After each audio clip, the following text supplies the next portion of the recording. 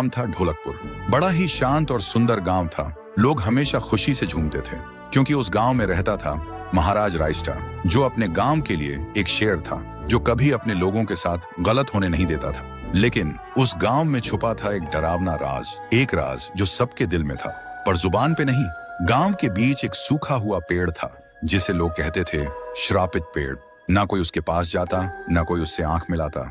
हर पूर्णिमा के अगले दिन उस पेड़ के नीचे एक लाश मिलती थी।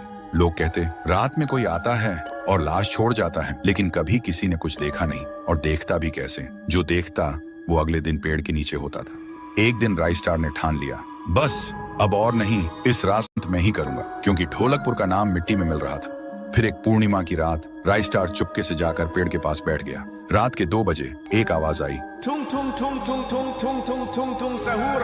और फिर वो पेड़ भूत में बदल गया। वो भूत कुछ अजीब सा था, एक भयानक शैतानी हंसी वाला चेहरा, आंखें बड़ी बड़ी। वो पेड़ चल के एक घर के गेट को जोर जोर से खटखटाने लगता है। तभी एक आदमी डर के मारे आवाज सुन के बाहर निकलता है। वो भूत अपने लकड़ी जैसे हाथ से एक ऐसा थप्पड़ मारता कि उसकी सांस वहीं थम जाती है और उसी जगह उस लाश को ले जाता है और वापस फिर से पेड़ बन जाता था। देखते ही रायस्टार का दिल कांप जाता है, पर वो कुछ बोलता नहीं।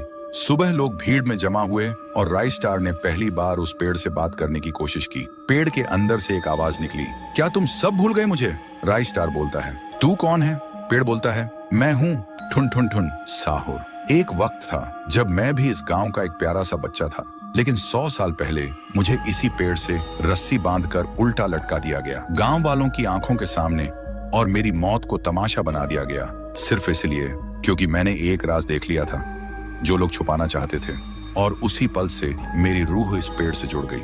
उस दिन से मैं इंसान नहीं, एक सज्जा बन गया और हर पूर्णिमा में एक राजदार को चुनता हूँ और फिर उसे उसकी खामोशी का हिसाब देता हूँ। रायस्टार बोलता है, लेकिन अब तो वो लोग मर चुके हैं ना जो तेरा कसूरवार थे। अब तू मासूम लोगों को क्यों मार रहा है? पेड़ कुछ देर चुप रहता है, फिर बोलता है, ठीक है, बस एक बार मुझे याद करो, एक दिया जला दो, फिर मैं कभी किसी को नहीं मारूंगा। फिर रात में सब लोग आते हैं, एक एक दिया जलाते हैं और तभी पेड़ अपने आप से आग पकड़ लेता है और आखिर में मुक्ति मिलती ठुन ठुन ठुन साहुर को।